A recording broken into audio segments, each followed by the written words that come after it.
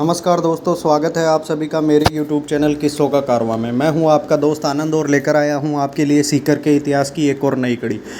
जी हां दोस्तों, पिछली कड़ी में अपन ने जानिसार खां के आक्रमण के बारे में पढ़ा। इसके कुछ समय बाद ही बताया जाता है सीकर के अंदर कायम खानी विद्रोह की आग भड़क उठी थी।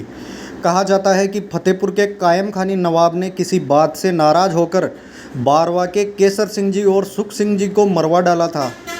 यह समाचार सादुल सिंह जी शेखावत के कानों में पड़ा और उसने बदला लेने की सोच ली। जी हाँ दोस्तों, सादुल सिंह जी शेखावत उस समय भोजराजोत शेखावतों के मुख्य योद्धा थे और इनका जो ठिकाना था वो आज का उदयपुर वाटी था। अपनी वीरता के कारण दूसरे शेखा जी इनको समझा जाता था। इधर राव शिव सिंह जी भी प्रचंड मारतंड की तरह तप रहे थे। दोनों ने मिलकर बैठक की और उस समय आज के केरपुरा गांव के पास स्थित सलेदीपुरा गढ़ के राजा सलेदी सिंह शेखावत भी उस राजनीतिक वार्ता के अंदर शामिल थे और कौटुंबिक रीति से राव शिव सिंह के सादुल सिंह जी काका लगते थे। परस्पर सलाह होने के बाद दोनों वीरों ने 150 सवारों को लेकर फतेहपुर के बीड़ में चरते हुए नवाब के ऊँटों के टोले को घेर लिया। बताया जाता है कि सलेदी सिंह जी के दिमाग की योजना की वजह से दोनों योद्धाओं ने मिलकर के ऐसा काम किया और तीनों के कुछ सैनिक मिलकर के इस जगह चले गए।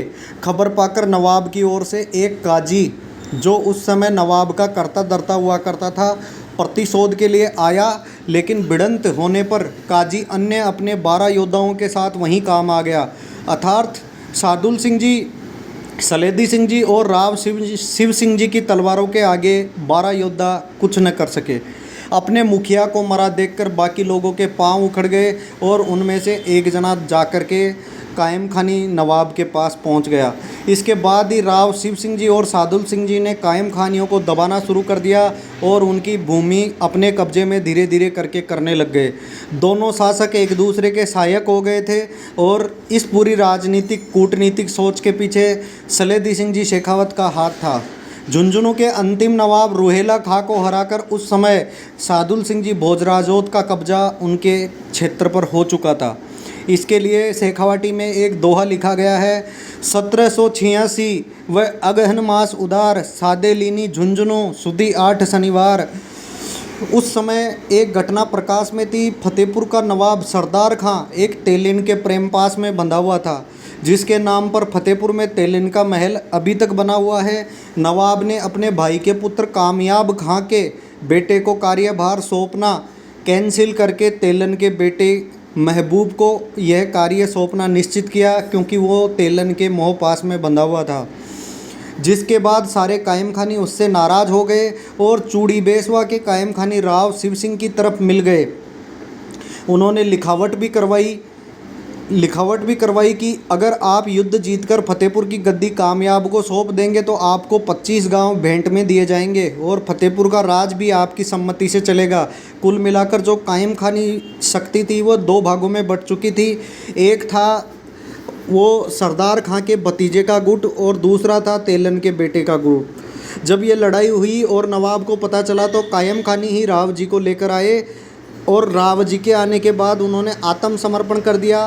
राव जी ने 9000 वार्षिक कर की व्यवस्था करके कामयाब को शासक बना दिया और ये शर्त बना दी कि फतेहपुर का जो भी नवाब होगा वो सीकर के राव जी को और सादुल सिंह जी को 9000 वार्षिक कर देगा और इस कर के लिए एक बिदावत सरदार को नवाब का कामदार भी बना दिया गया।